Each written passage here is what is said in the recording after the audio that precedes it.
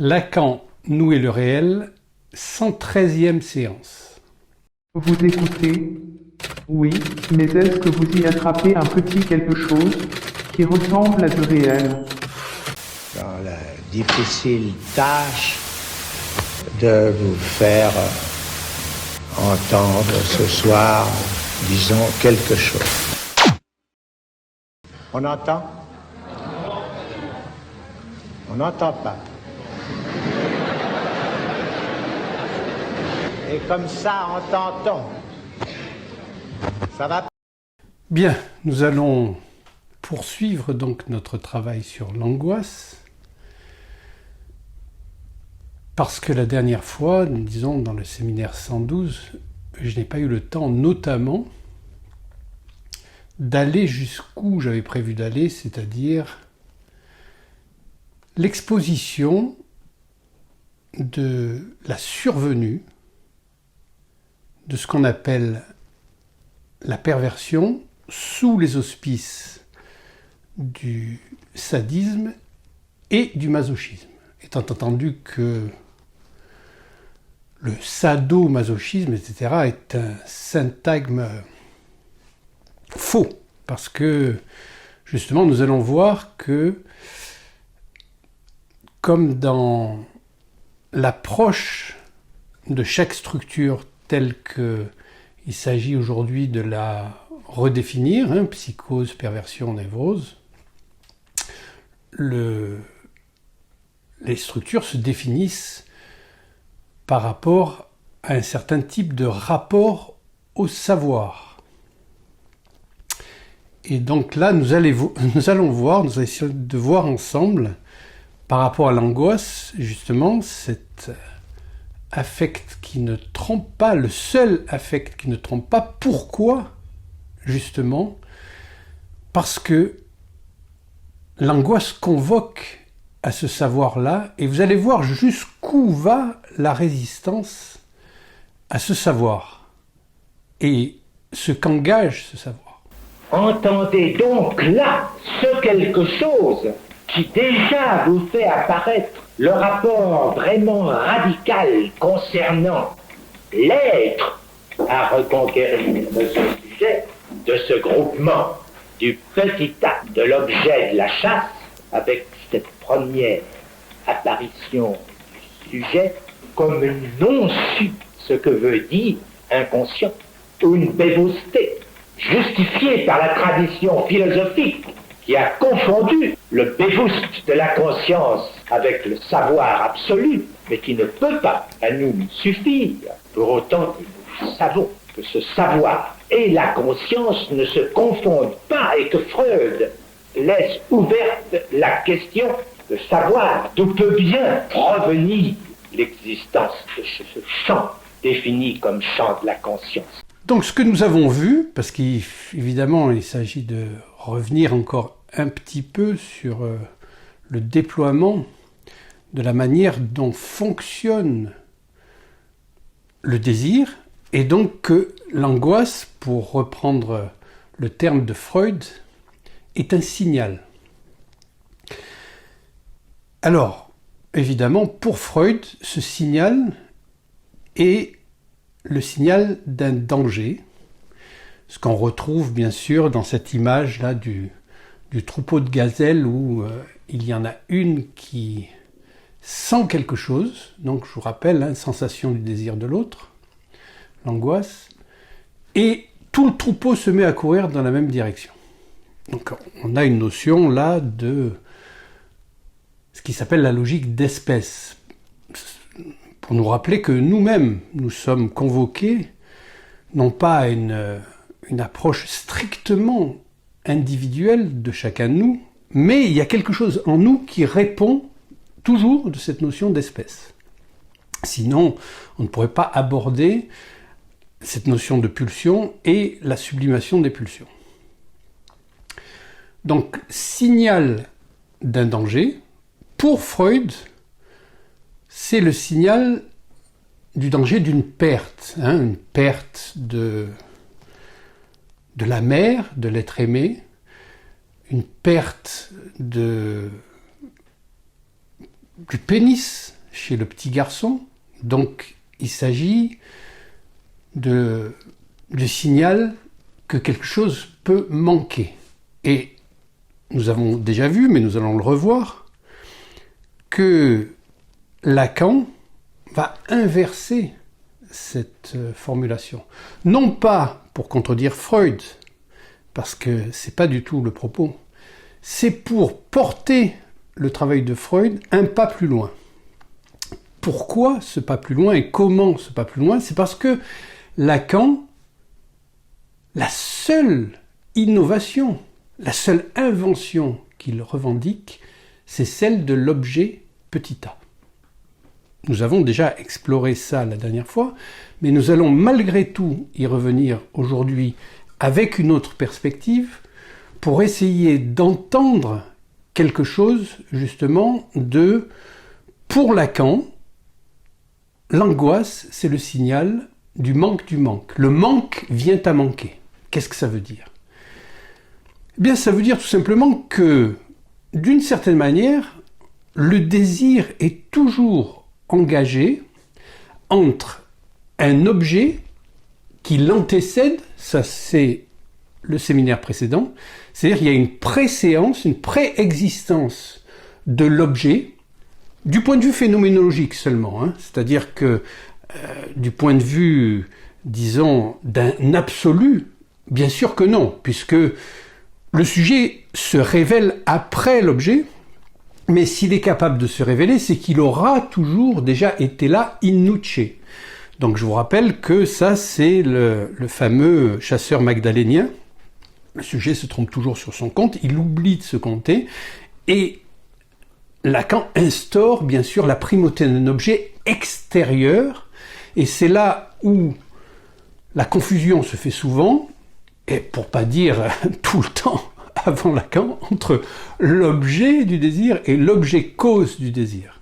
Donc l'objet cause du désir, lui, n'est pas devant, mais il a déjà été intériorisé selon un processus, un protocole où le monde, qui est, on l'a vu, n'est pas un monde, mais est une scène, s'ouvre pour le sujet à venir comme un monde d'objets. Et c'est lui-même qui, dans sa perception de l'objet, va percevoir un objet comme étant répondant de son désir, c'est-à-dire qu'il se voit lui-même dans l'objet, et donc ça c'est le fameux schéma avec la forme montagneuse avec la bande bleue en bas, et ensuite l'objet reste même quand il se rend compte qu'il n'est pas cet objet-là. Mais au début, il se cherche soi-même dans le monde, ce petit sujet, et donc, même si l'objet, dans son étymologie, être jeté devant, est premier dans le monde, dans l'expérience phénoménale du sujet, il n'empêche que, à partir du moment où il y a cette interaction entre un objet qui appelle d'une certaine manière par son manque un sujet à venir, alors cet objet devient un objet introjecté qui entre sous la forme non pas de quelque chose de matériel, mais d'un pli dans la structure de l'inconscient qui est une structure langagière. Et donc, Lacan dit que l'objet cause n'est pas devant, mais derrière le sujet.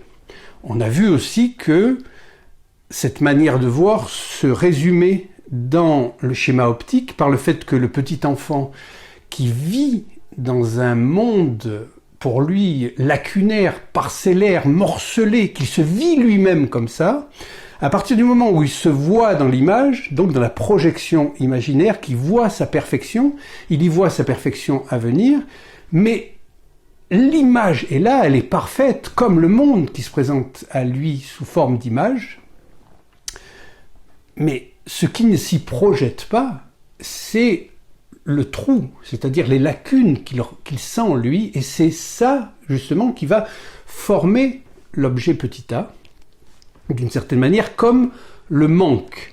Donc on peut dire que le désir, c'est cette mobilisation de la libido, tel qu'en parle Freud, exactement, que reprend Lacan, tel quel, mais lui, il la met en scène de telle manière que l'objet qui appelle le sujet vont rester dans un certain type de dynamique où l'objet appelle le sujet, mais d'une certaine manière, tout en restant manquant. C'est-à-dire que le manque fait partie intégrante de la dynamique du désir. Et au fond, s'il y a une rupture dans cette dynamique du désir, c'est là que le signal apparaît, et c'est là qu'apparaît l'angoisse, puisque à partir du moment où il n'y a plus ce manque qui régit le désir, eh bien, le signale un danger. Un danger pour le sujet qui se perd. Et comme le propre du sujet, c'est justement de se perdre, il se perd tout le temps. Il se perd dans ses considérations sur le bien et le mal, sur l'espace, sur le temps. Il est tout le temps perdu. Donc c'est le seul affect, l'angoisse, qui lui permet de se retrouver. Mais évidemment, c'est un affect qui est douloureux d'une certaine manière. Pas au sens physique du terme, mais il engage quand même le fait que le corps va en pâtir. Il y a des symptômes de l'angoisse qui sont présents dans le corps. Je vous dis ça maintenant pour tout à l'heure, quand on va parler donc du sadisme et du masochisme, tels qu'ils apparaissent dans cette phénoménologie-là.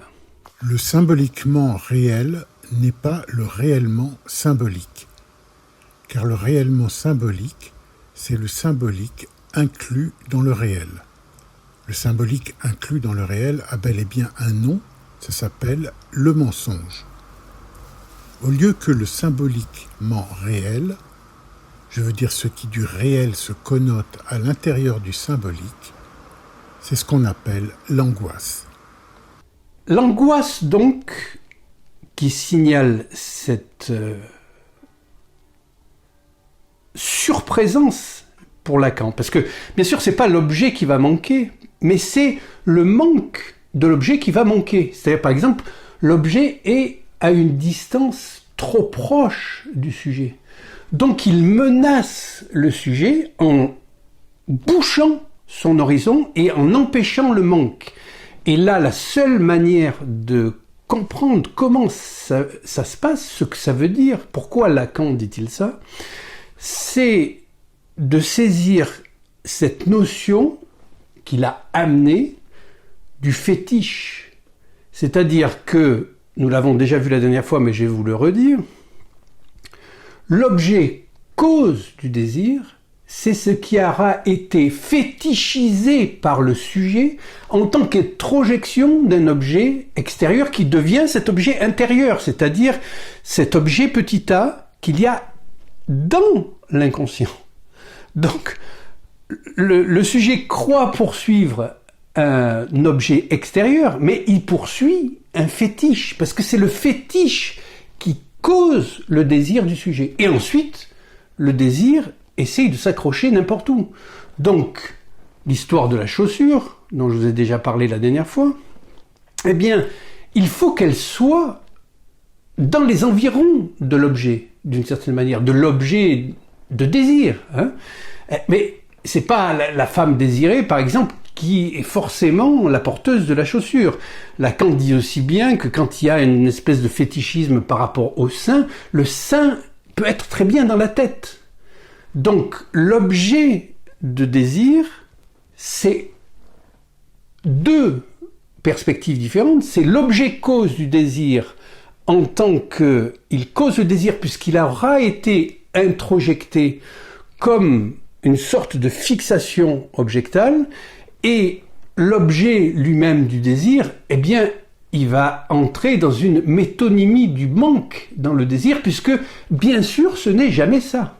C'est là où on a le désir comme désir d'un objet qui n'est jamais celui-là, et on l'a déjà vu, le manque cette foi devient quelque chose qui peut être suturé d'une certaine manière dans l'amour, puisque, oui, c'est ça. Même malgré tous les manques que je perçois là-dedans, eh bien, c'est ça l'objet. Non, on va pas en parler aujourd'hui, parce que c'est un autre développement, mais malgré tout, il fallait l'aborder parce que nous sommes là dans une double perspective d'objet du désir entre l'objet cause et l'objet, et nous avons vu l'autre fois que cette dynamique-là rejoignait l'interrogation sur la pulsion et la découverte freudienne selon laquelle l'objet et le but de la pulsion étaient séparés. Il y a un écart entre les deux. C'est-à-dire que la pulsion va viser un objet, mais son but n'est pas d'atteindre l'objet, c'est d'en faire le tour, d'une certaine manière, pour que ça puisse revenir par la parole, puisque le destin de la pulsion, sa sublimation, c'est-à-dire la sublimation, ça veut dire que, vous l'avez aussi déjà entendu dans un séminaire ancien, je ne sais plus lequel, mais en tout cas vous pouvez le retrouver, la sublimation, ça veut dire que la recherche de satisfaction de la pulsion trouve quelque chose sans reste. Donc c'est là où la parole, le fait que nous soyons des êtres parlants, c'est une sublimation de la pulsion. Et si nous arrivons à ça, effectivement, il y a une satisfaction, Befriedigung de la pulsion, sans reste, contrairement aux symptômes, qui est une formation de compromis. Donc nous faisons des symptômes parce que, justement, la pulsion cherche un débouché, mais ne le trouve pas, et se trouve coincée dans le corps par une jouissance dont elle n'arrive pas à se défaire. Parce que, d'une certaine manière, cette jouissance vient nourrir la pulsion et devient la pulsion elle-même. C'est pour ça que dans certains textes, vous verrez que jouissance et pulsion sont des quasi-synonymes. Donc revenons à cette histoire d'objet et cette double perspective-là. Le plus intéressant dans tout ça, c'est que le signal, tel que l'annonce Freud, reste le même pour Lacan, sauf que de signaler la possibilité d'une perte ou d'un manque, Lacan dit c'est le manque du manque. Et donc c'est une interruption, il y a une forme de... Ça ne marche plus, comme quand il y a une panne d'électricité, il y a une panne de désir en quelque sorte. Hein, et ça ne marche plus entre le sujet et l'objet parce que il n'y a plus assez de manque pour l'objet, pour Lacan. C'est-à-dire le sujet n'éprouve plus assez de manque pour l'objet parce que il est trop présent et donc il devient même inquiétant. Et ça, pour comprendre ça, donc cette notion de fétiche, je vais l'illustrer de manière très simple et peut-être de manière un peu crue, mais par exemple, le pénis en érection, c'est le fétiche du phallus. Pour une femme, par exemple, ou même un homosexuel, puisque les homosexuels, la plupart du temps, sont absolument décontenancés et inquiets de voir un pubis sans pénis. Donc, le phallus petit-fi, c'est-à-dire le sexe en érection, c'est la manière dont une femme, en tant que sa limite, c'est la limite de son complexe de castration, c'est le pénis night, contrairement au garçon où la limite de son complexe de castration, c'est qu'on lui coupe. Donc pour une femme, elle se représente dans sa psyché le phallus en tant que fétiche comme un sexe en érection, un sexe d'homme en érection.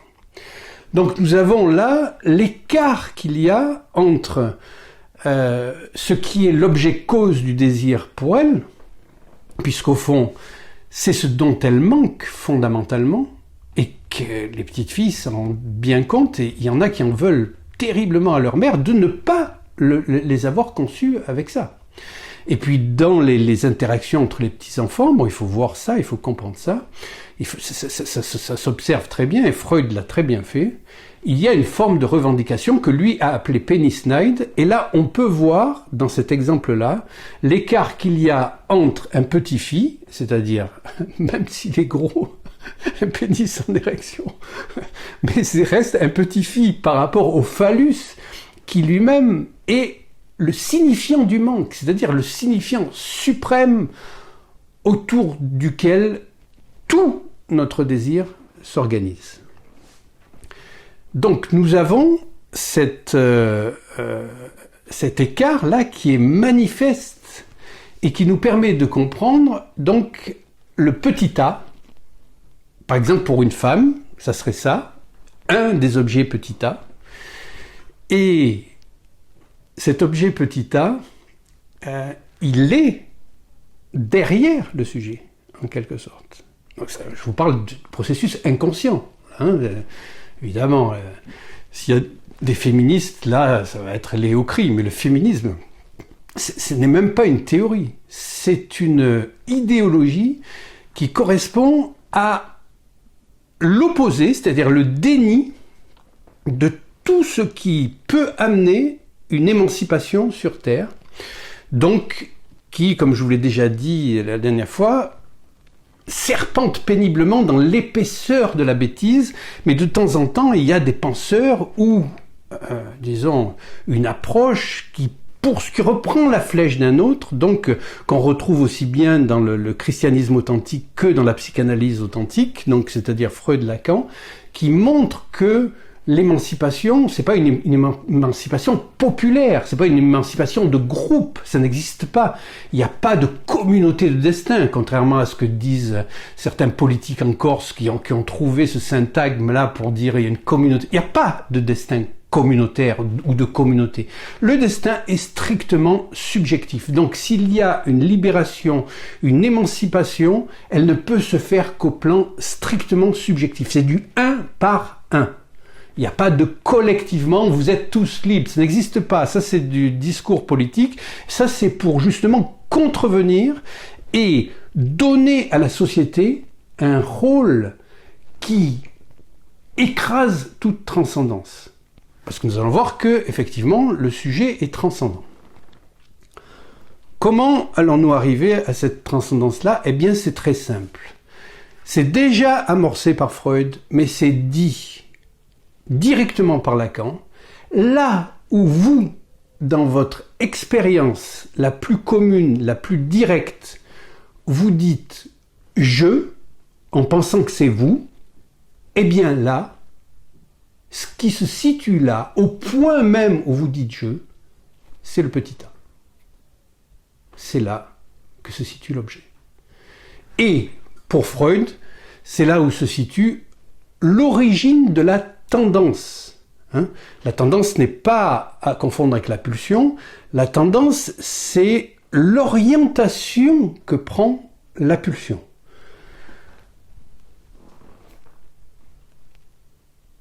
Quand je dis je parle au nom de A. C'est là où se situe le A que j'ai introjecté comme quelque chose du monde qui est venu dans ma psyché, puisqu'au fond, en tant qu'être psychique, je vais toujours revenir sur un plan psychique et je vais essayer de me protéger du réel qui, justement, n'entre pas dans l'imaginaire et le symbolique. Et donc, ça donne des pathologies extrêmement fréquentes et même graves, parce que la compensation de l'appareil psychique par rapport à cette peur du réel amène les sociétés dans lesquelles nous sommes, c'est-à-dire notre civilisation, au désastre, puisque tout va aller dans le sens d'une collectivisation et donc d'une non-assomption de cette notion d'angoisse qui elle-même guide chaque sujet pour faire sortir chacun de sa bêtise, c'est-à-dire de retrouver le sens de sa propre vie dans un rapport où l'objet appelle le sujet et l'appelle de telle manière que la pulsion lui permet d'acheminer dans son destin même le sujet vers sa parole. Donc vous voyez à quel point aujourd'hui la psychanalyse est plus pertinente que jamais, puisque nous sommes étouffés par la bêtise et les discours lénifiants, jusqu'au point où les médicaments les plus vendus au monde, ce sont des anxiolytiques. Il existe une trentaine de classes d'anxiolytiques, c'est tous les mêmes, hein, à peu près. Disons que c'est des molécules qui vont bloquer justement le système pour que vous ne soyez pas angoissé. C'est-à-dire que vous ne retrouviez jamais le chemin de votre désir. Évidemment, ça concerne la logique de la société. C'est là où il s'agit, pour le sujet, de discerner que la logique qui conduit une société ou une civilisation n'est pas la même que celle qui conduit le sujet de l'inconscient.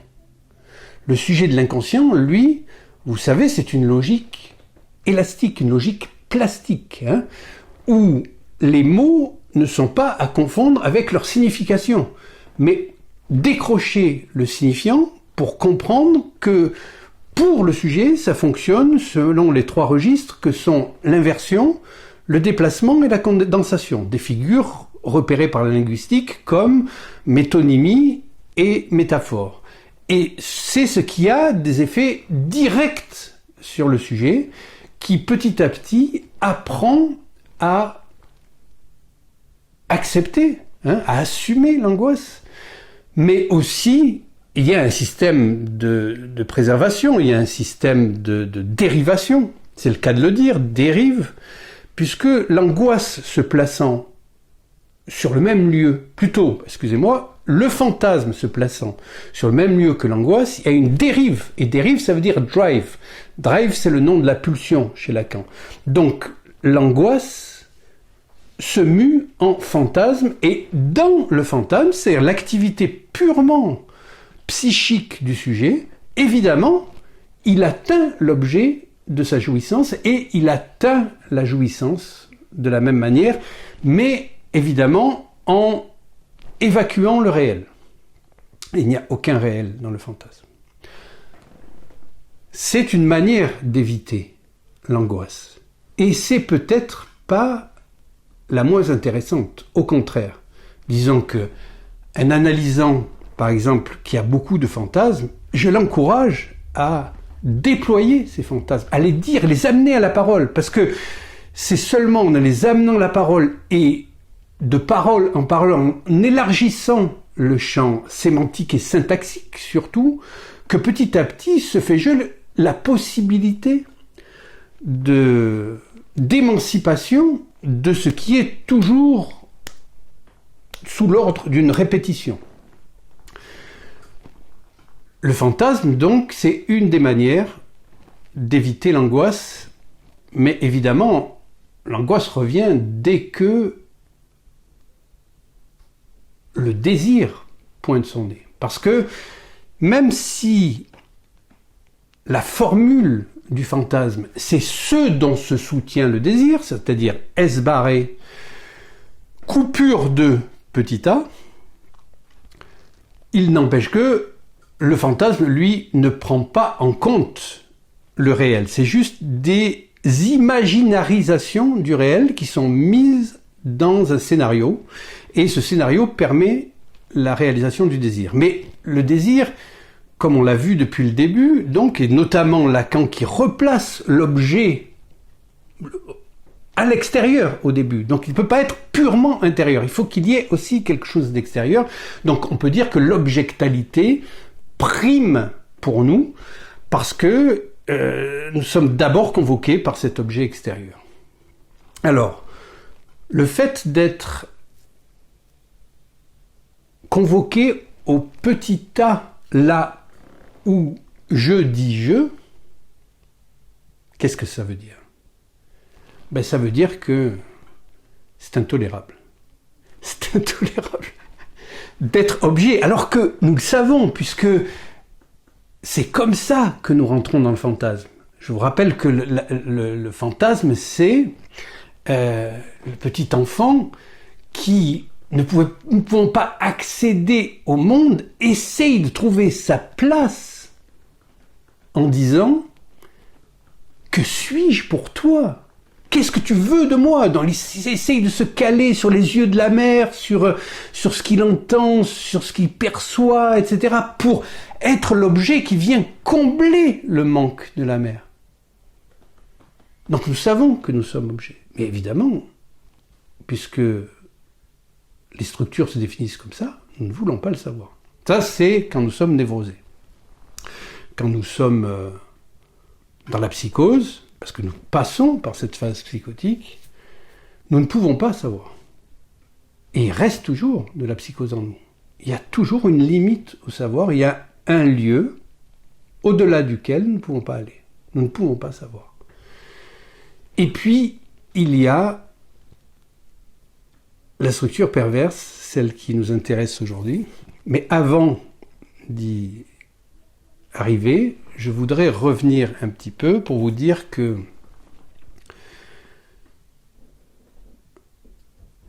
je vous ai indiqué l'angoisse, plutôt le fantasme, qui se substitue à l'angoisse comme une échappée de l'angoisse. En fait, c'est un remède naturel en quelque sorte. Hein. C'est un fantasme. Bon, il n'y a pas de mal à fantasmer. Le tout, c'est pas prendre son fantasme et de croire que si je rends réel le fantasme, c'est bon, j'ai gagné. C'est l'inverse. C'est-à-dire le fantasme, c'est comme un cauchemar. C'est-à-dire vouloir rendre ça réel, ça fait exploser la structure psychique. Par exemple, chez les femmes, il y a beaucoup le fantasme du viol. Parce que le fantasme possède cet avantage que si elle est violée, elle est obligée de se soumettre à des relations sexuelles, mais elle n'y est pour rien. Donc elle est obligée, elle a été forcée, donc elle ne peut pas... Elle n'a pas pu. Donc ça déculpabilise le fait d'avoir des pulsions sexuelles et de se raconter des histoires, etc. C'est très bien. Sauf que quand ça arrive en vrai, le fantasme étant au plus proche du noyau de l'être, ça devient une catastrophe. C'est une femme qui se fait réellement violer, elle a beaucoup de mal à se sortir de là, surtout si elle a eu le fantasme de viol. Et c'est ce qui est arrivé notamment dans la guerre, parce que vous savez, ils sont une période de guerre, les États-Unis font la guerre à tout le monde, donc ils ont fait une guerre il y a quelque temps en Yougoslavie, donc à la partition de la Serbie, de la Croatie, etc. Et là, les femmes ont témoigné, en fait, qu'elles avaient été violées, et c'est pas tant le viol lui-même, c'est le fait que il n'y a plus de grand autre à qui parler. Donc elles ne peuvent pas raconter l'histoire, retrouver leur dimension subjective, et donc ce rapport d'objet à sujet qui les constitue en tant que par-l'être. C'est-à-dire nous sommes des par-l'être, nous sommes appelés à devenir des êtres parlants. Donc il faut que notre système désirant fonctionne. Si l'objet ne fonctionne plus avec le sujet, c'est terminé. Donc les suicides qui ont eu lieu là sont innombrables parce que justement leur vie est foutue, leur vie est gâchée. Donc le fantasme, c'est quelque chose à manier avec beaucoup de dextérité, c'est le cas de le dire la plupart du temps, mais parce que ça a quelque chose vraiment à voir avec le désir, du fait que ça protège le désir et le désir se soutient du fantasme. À la limite, l'autre, quel qu'il soit, dans le fantasme, paraît être le châtre, l'agent de la castration. Assurément, ici, les positions sont différentes, mais l'on peut dire que pour la femme, la position est plus confortable. L'affaire est déjà faite, et c'est bien ce qui fait son lien bien plus spécial au désir de l'autre. C'est bien aussi pourquoi Kierkegaard se dit cette chose singulière, et juste profondément, je crois que la femme est plus angoissée que l'homme. D'un autre côté, mais c'est un fantasme assez courant, disons dans les années 70, lors de cette pseudo-révolution, parce que vous savez que 68, tout est organisé par la CIA, il n'y a rien de révolutionnaire là-dedans, c'est juste une emprise de l'idéologie américaine sur l'Europe qu'on paye maintenant aujourd'hui, puisque l'Europe est devenue quelque chose de totalement féodé à l'idéologie américaine, qui est une idéologie d'une stupidité, mais qui tient pas la route une seconde. Hein. Judith Butler avec ses gender studies, etc., c'est vraiment de la merde en branche par rapport à n'importe quel penseur un peu conséquent, un peu logique qui est allé du côté de la psychanalyse. Mais le problème de la psychanalyse, c'est que on peut pas y aller juste comme ça, hein, en lisant. Il faut y mettre de son corps dedans pour que quelque chose puisse rentrer, hein, ou plutôt quelque chose puisse sortir, c'est-à-dire de ce bouchon qu'on a de pouvoir penser qu'avec notre appareil psychique, on peut compenser tout le réel. C'est faux, c'est impossible. D'abord, il n'y a pas de tout le réel, et ensuite, nous sommes convoqués au manque, au trou, au vide que constitue ce réel. C'est pour ça que le sujet qui est rien, c'est parce qu'il est réel, le sujet. Le sujet, lui, il est toujours évanescent entre deux signifiants, et il n'est jamais repérable, puisque dès qu'il apparaît sous un signifiant, qui le signifie pour un autre signifiant, il disparaît. Donc c'est en ça qu'il est rien. Et je vous rappelle que rien, c'est lié à res, la chose, hein, et que la demande, si elle se définit par le vide, le désir, lui, se définit par le rien.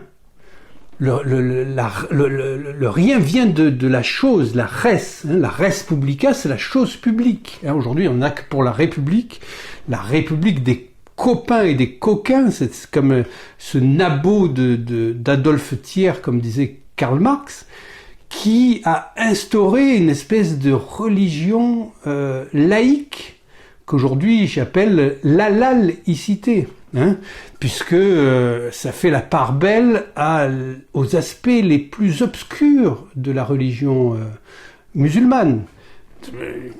C'est quand même pas difficile à comprendre que tout ça, c'est pour guider des foules, des masses. Dès que vous n'êtes pas pris dans une masse, c'est-à-dire que vous assumez un peu une dimension subjective à votre destin, vous pouvez pas vous reconnaître là-dedans. Vous savez pourquoi ça existe, le kasher et le halal? C'est très simple. C'est-à-dire que dans des époques reculées, c'est comme l'interdiction du cochon, ce sont des mesures de salubrité publique. C'est-à-dire que le cochon, c'est parce qu'il y a le redout d'après le 21 décembre, il peut y avoir un redout, et à ce moment-là, la charcuterie peut devenir mortelle du fait de la prolifération des bactéries si la température n'est pas assez basse. Donc, par précaution, dans les pays très chauds, on interdit ça pour pas qu'il y ait des épidémies et des morts partout. De la même manière, le kasher ou le halal, c'est la même histoire. C'est-à-dire que c'est pour dire aux gens, ne mangez pas, si vous trouvez un animal mort, par exemple, ne commencez pas à le dépecer et à le manger. Parce qu'il est peut-être infecté, il va tuer toute votre famille. Donc on peut pas dire ça, donc on dit non, l'abattage doit être sous l'autorité d'un religieux, que ce soit un rabbin, un imam ou je sais pas quoi. Et donc vous pouvez manger la viande quand elle est comme ça ou comme ça. Mais tout ça, c'est juste au départ de la salubrité publique. Il n'y a rien de réel là-dedans. C'est juste un imaginaire. Donc si vous êtes pris dans tous les trucs religieux comme ça, c'est que vous n'êtes pas prêt pour assumer une dimension purement individuelle à votre destin. Bon, ça m'a un peu éloigné du fantasme, parce que je vous ai parlé de mai 68, et donc il y a eu soi-disant une libération sexuelle, et pour, disons, faire un contre-pied masculin au fantasme féminin, il est assez courant comme fantasme que, à partir d'une certaine intimité sexuelle, dans le couple, il y a le recours à une fantasmatique que la femme puisse être prise par d'autres hommes. Ça fait partie, comme je vous l'avais dit, du phallus, c'est-à-dire que la femme, en tant qu'elle est le phallus, qu'elle ne l'a pas, elle est censée justement être mobile, hein, comme la différence entre le petit phi et le grand phi dans le petit Hans qui parle lui du tuyau, hein, de la robinetterie qui peut être détaché, et le phallus, c'est ça, c'est quelque chose qui peut être détaché, c'est comme ça qu'il est conçu dans le fantasme, donc détaché aussi bien de la femme que de l'homme. Donc, ce fantasme-là, d'un seul coup, on leur a dit, vous pouvez le faire maintenant. Donc, la création des clubs échangistes, la belle affaire. Mais là, tant que ça reste entre eux, que ça reste un fantasme, ça peut les faire jouir, ça peut les satisfaire. Parce qu'ils sont maîtres du fantasme, c'est-à-dire que c'est eux qui racontent l'histoire. Mais dès que ça devient réel, c'est comme le cauchemar dont je vous parlais tout à l'heure, c'est le même. C'est-à-dire que c'est plus eux qui écrivent l'histoire, le scénario. C'est le réel qui l'écrit. Et ça peut être horrible. Et là, il y a eu beaucoup de couples qui se sont déchirés parce que les hommes n'ont pas supporté de voir réellement leurs femmes avec d'autres hommes. Alors que ça les faisait jouir de les imaginer avec, parce que ça restait sur le plan du fantasme. Donc il s'agit d'articuler correctement le fantasme et le réel, en sachant que le voile du fantasme vient sur le réel, mais le réel n'est pas substantiel sans ce voile-là. C'est-à-dire que sans le symbolique, il n'y a pas de réel. C'est là où le symbolique et le réel sont indissociables, comme la trame, un tissu qui a besoin du trou. S'il n'y a pas de trou, il n'y a pas de trame. Même si le trou est minuscule, il y a toujours du trou. Et ce trou-là, c'est ça l'objet petit a. À quoi le fantasme pervers peut bien servir au névrosé? C'est que ce fantasme, dont le névrosé sait, qu'il organise, au moment où il en use, il y a bien en effet quelque chose de l'ordre du petit a qui apparaît. Eh bien, il y a une chose tout à fait frappante, c'est que justement, c'est ce qui lui sert le mieux à lui, à se défendre contre l'angoisse, à recouvrir l'angoisse. S'il n'y avait pas le fantasme, nous ne pourrions pas désirer. Mais le désir, lui, engage une autre dimension. Et si l'angoisse est là, c'est justement que l'extérieur y est aussi convoqué. C'est pas seulement ce qui se passe dans mon appareil psychique. Il y a deux autres manières d'échapper à l'angoisse. C'est, justement, on vient d'en parler là, mais disons, on l'a vu sur un mode passif, mais ça existe aussi sur un mode actif, c'est le passage à l'acte. Il y a des gens qui agissent tout le temps. Et puis, plus que ça, ils disent, oui, parler c'est bien, mais agir c'est mieux. C'est pas du tout le cas de la psychanalyse. Pour la psychanalyse, en fait, le fantasme, il s'agit d'y rester le plus longtemps possible dessus sans le rendre réel, puisque c'est à partir seulement de sa dimension imaginaro-symbolique et l'aspect symbolique de l'imaginaire, donc la possibilité d'entrer en récit, que peut se passer quelque chose. C'est pas en le rendant réel. Le passage à l'acte, c'est l'angoisse est là, et ben on va agir, on va faire quelque chose. Et de cette manière, on sort de la scène du schéma optique, dont je vous ai parlé depuis un certain temps. Donc ce schéma où, sur la première partie à gauche, on est là, on croit qu'on est dans le monde, on croit que c'est le monde, mais tout est inversé, et parce que le moi est inversé, que le moi est une mystification. On peut dire que le moi est mystificateur. Donc, et les gens s'imaginent qu'ils sont un moi, bien sûr, puisqu'ils ne passent pas de l'autre côté, c'est-à-dire sur l'autre scène, celle dont je vous parle actuellement, qui est celle de la structure qui se met en place à partir d'un certain type de rapport à la parole. Donc, sortir de cette scène-là par la fenêtre, d'une certaine manière, pour échapper à l'angoisse, mais c'est surtout pour échapper à la certitude que contient l'angoisse. Puisque la certitude de l'angoisse, c'est celle qui est liée à sa définition en tant qu'affect qui ne trompe pas, c'est qu'il y a du réel dans l'angoisse. Donc, on croit qu'on échappe à l'angoisse, mais en fait, on ne fait que différer jusqu'à la prochaine angoisse. Alors, il y a des gens qui agissent tout le temps, ils bougent tout le temps, ils sont tout le temps en train de faire quelque chose en pensant qu'en faisant ça, ils échappent à l'angoisse. Alors, ils y échappent momentanément, mais ils amènent avec eux la certitude qu'ils dénient et qu'ils refoulent. Il y a une autre manière, c'est l'acting out. je vous développe ça parce que ça va nous servir tout à l'heure pour la différence entre le sadique et le masochiste. L'acting out, c'est non pas faire les choses, mais c'est les faire dans l'autre, c'est-à-dire les raconter de telle manière que ça devient quelque chose comme si on l'avait fait, mais on le raconte dans l'autre, pour l'autre, donc on le transporte dans l'autre, on le téléporte, on pourrait dire, dans l'autre, et donc de ce fait, c'est pas directement l'acte, mais c'est un acting out, c'est un terme presque de l'actor studio, c'est-à-dire que on se prend dans une histoire et on raconte quelque chose comme si on l'avait fait, et d'une certaine manière, on échappe là, momentanément, aussi à l'angoisse. Suite à ces deux petits développements, je peux revenir donc maintenant à cette duperie.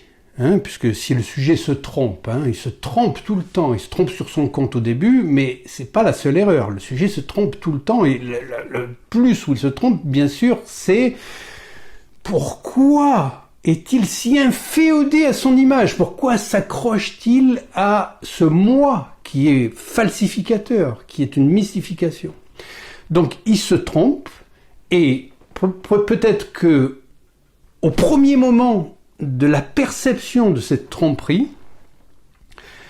là où il dit « je », il est le petit a, il est l'objet. Et c'est là qu'apparaît le premier sujet sadique. C'est-à-dire que vous avez une forme comme ça de N, vous avez un petit a en bas, vous avez le sujet ici, et juste en dessous de ce sujet ici, vous avez le sujet sadique.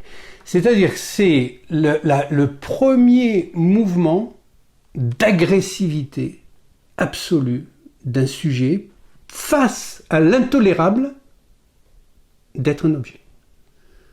De ne pas vouloir être un objet, la première réaction, c'est pas moi, c'est l'autre. Donc il va sadiser un autre sujet, le faire souffrir, mais c'est même pas le but du sadique de faire souffrir l'autre. C'est de lui faire porter l'angoisse, d'être lui l'objet. Puisque ce qui définit le sadique, c'est qu'il ne sait pas ce qu'il cherche. Et ce qu'il cherche, le sadique, c'est lui-même comme objet qu'il refoule tout de suite, parce que c'était insupportable pour lui, c'était intolérable, donc il fait porter à l'autre. C'est pour ça que une des formules de la perversion, c'est pas moi, c'est l'autre. Je sais bien, puisque c'est un rapport avec le savoir. Oui, je sais bien que je suis un objet, mais c'est pas moi, c'est l'autre. Je le sais pour l'autre. Donc, le sadique, lui, le terme est de Lacan, se cherche lui-même comme fétiche noir. Donc un fétiche, un objet petit a, on l'a vu tout à l'heure, mais noir, c'est-à-dire dans l'obscurité, qui ne se sait pas, il ne se sait pas lui-même comme objet, il ne veut pas se savoir comme objet, il ne peut pas se savoir comme objet, et il sait bien que c'est lui cet objet, mais c'est pas lui, c'est l'autre.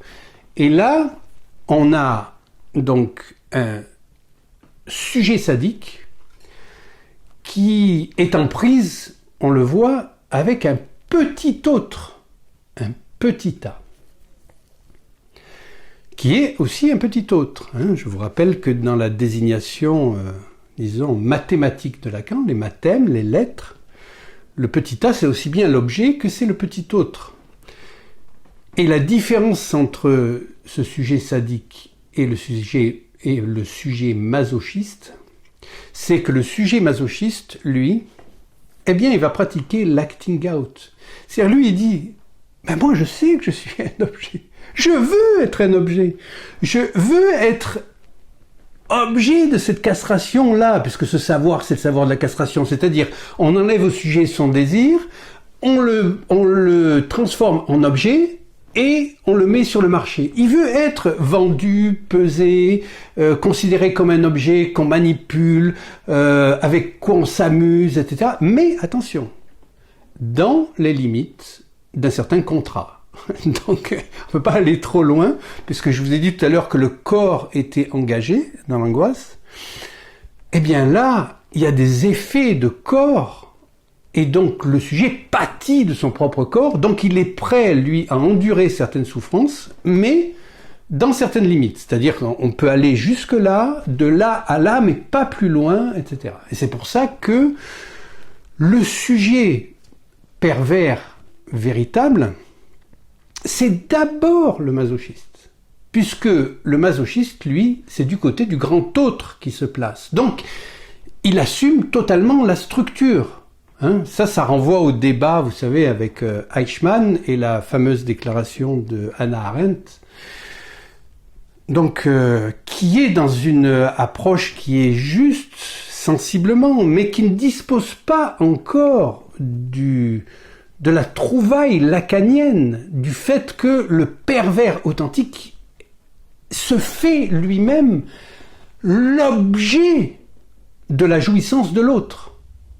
Mais c'est lui qui fait ça, il se met en position d'objet de l'autre. Donc Eichmann, lui, il fait tout bien, etc., pour être l'objet de la jouissance d'un grand autre. Donc, le pervers absolu, c'est pas le sadique, c'est le masochiste. C'est-à-dire celui qui se met dans une position de souffrir pour l'autre et pour combler le trou de l'autre. Et nous sommes là dans la structure sociale par excellence. On vous demande de souffrir, d'aller vous faire inoculer des produits géniques expérimentaux, de vous priver de tout au nom de cette idéologie du climat qui est absolument ridicule. Et on vous demande de mettre des guenilles faciales à des enfants, etc. C'est-à-dire qu'on vous demande d'être pervers, de vous faire l'objet d'un autre, mais qui n'y est pas dans la société, puisque la société se définit comme absence de toute transcendance. Donc en fait, c'est qu'il y a absence de toute transcendance. Dès qu'il y a absence de toute transcendance, c'est qu'il y a, comme dit Lacan, un Dieu obscur. Il y a des dieux obscurs derrière, forcément.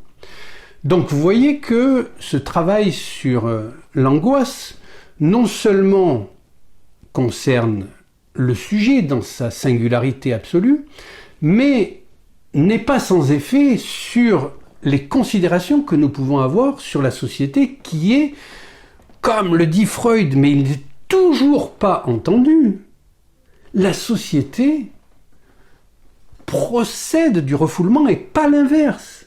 C'est-à-dire que c'est pas la société qui nous contraint. La société est notre refoulement en face. Donc nous devons nous situer en assumant notre position subjective et notamment le sujet en tant qu'il est référent d'un objet qui l'appelle et qui crée un flux libidinal correct du moment que sa distance est respectée, donc qu'un certain manque est toujours engagé. Donc évidemment, dès que vous êtes dans l'optique de ne manquer de rien, là vous allez avoir de gros problèmes.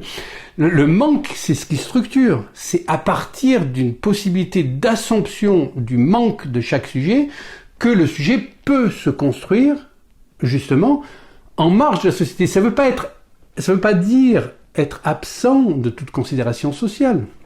Ça veut dire que nous marchons sur deux jambes. Il y a une jambe où, effectivement, nous faisons partie d'un collectif, donc il s'agit de respecter certaines règles, certaines lois, etc. Mais il y a une autre loi, ce qu'on voit depuis le début, et on voit que la loi, c'est la logique, et les logiques ne sont pas les mêmes en ce qui concerne donc les logiques de la société et la logique du sujet, qui est la logique du fantasme, et qui est que chaque sujet est appelé à son assomption singulière des conditions de l'angoisse qui lui permettent de se situer en tant que sujet. Voilà, là nous sommes dans une approche qui est congruente à la psychanalyse en tant qu'elle n'est pas antisociale mais qu'elle demande de faire un pas de côté, surtout quand la société prend, comme c'est le cas depuis quelque temps, une dérive aussi absolue et ridicule vers un totalitarisme, et donc qui va à l'encontre de la liberté subjective, et la liberté, c'est la promesse pour chaque sujet qui est contenu déjà dans le fait que de se concevoir comme objet, c'est insupportable pour lui. C'est intolérable. Donc ce qui amène, donc vous avez vu, le sadisme et le masochisme, non pas comme ils sont l'envers l'un de l'autre, mais qui sont une transposition entre petit a et grand A. La formule du fantasme dont se soutient le désir, effectivement, c'est S barré, poinçon, petit a. Poinçon, ça veut dire coupure 2. Et si vous inversez ça, c'est petit a, coupure de S barré. Et ça, c'est la formule du pervers, de la perversion. Qu'est-ce que ça veut dire? Ça veut dire que c'est se mettre soi-même en position d'objet qui vient boucher le trou de l'autre, donc qui empêche la possibilité du désir, puisqu'il vient suturer le manque, l'absence du sujet. Et c'est exactement la position d'Eichmann dont je parlais tout à l'heure, c'est-à-dire c'est la position perverse par excellence, c'est celle qui constitue la prégnance de la société sur nous. On nous demande de nous mettre en position de venir suturer le manque de la société. Dès qu'il y a... Là, il y a des incendies à Fontainebleau, on vous demande de l'argent. L'État, non seulement pompe tout l'argent de l'activité humaine, le dispatche à ses amis, mais en plus, on vous demande de l'argent à vous, de vous mettre en position de venir suturer un manque. Donc ça, c'est la perversion. Et c'est sur cette erreur-là que j'avais dénoncé l'errance de tous les pseudo-psychanalystes de mes deux, là, dont ce Bronstein, là, qui est un psychanalyste argentin, qui avait découvert que c'est la première ligne, comme par hasard, du discours de l'analyste. Petit a, alors c'est pas un poinçon, mais il y a une flèche, S barré. Et lui, il a dit, ah ouais, c'est là où on voit le discours universitaire, comment ça fonctionne. C'est des fausses logiques, c'est-à-dire qu'ils appliquent des logiques déjà existantes à la logique analytique, alors que c'est pas la même logique. Et il dit, ah bah oui, en fait, la société en ce moment, ce sont des machines, donc des objets petit a qui nous commandent, etc. Et donc, le discours de l'analyste est un discours de perversion. Et donc, il y a un séminaire là-dessus, j'ai fait un séminaire là-dessus. Et il finit par dire que, en fait, le discours de l'analyste, c'est le discours capitaliste. Ce qui est une aberration inouïe, et dans laquelle plonge Melman. Alors, si Melman plonge, évidemment, Miller, qui n'a jamais fait d'analyse, enfin juste 2 ans avec Melman, et qui déteste Melman, mais bien sûr qui le reconnaît comme supérieur à lui sans jamais se l'avouer, évidemment, lui aussi va plonger, et il va reprendre cette thèse. Si Miller plonge, Zizek plonge, et donc ils plongent tous là-dedans à dire qu'effectivement, le discours contemporain qui nous domine aujourd'hui, c'est le discours de l'analyste. C'est quand même d'une aberration incroyable. C'est nul. C'est-à-dire que ça prouve qu'ils n'ont jamais rien compris à l'analyste, parce que l'analyse, lui, s'il est en position d'objet A, c'est pour, comme je vous le dis dans l'angoisse, susciter le désir du sujet barré, mais il n'en jouit pas. Il ne jouit pas de ça. Dans la formule du discours analytique, le petit a qui est en haut à gauche, c'est effectivement l'objet cause du désir. Donc effectivement, il est là pour faire causer, à tous les sens du terme, pour faire causer le sujet barré, le faire causer, le faire parler, mais aussi qui trouve sa cause, qui trouve enfin sa cause, c'est-à-dire qui ne se trompe pas de cause, parce que la plupart des gens qui sont malheureux, c'est qu'ils se trompent de cause. Ils se trompent sur le bien et le mal, ils se trompent sur la cause qu'ils vont défendre. J'ai une analysante, là, elle était, disons, un peu perdue parce que dans son travail, elle sentait qu'elle était barrée, etc. Et comme substitut, elle s'est engagée dans un parti politique. Ses enfants lui ont dit « mais tu débloques complètement ». Et ils ont raison. C'est-à-dire qu'elle se trompe de cause. Voilà. Il s'agit de retrouver sa cause qui n'est rien d'autre que la cause du désir.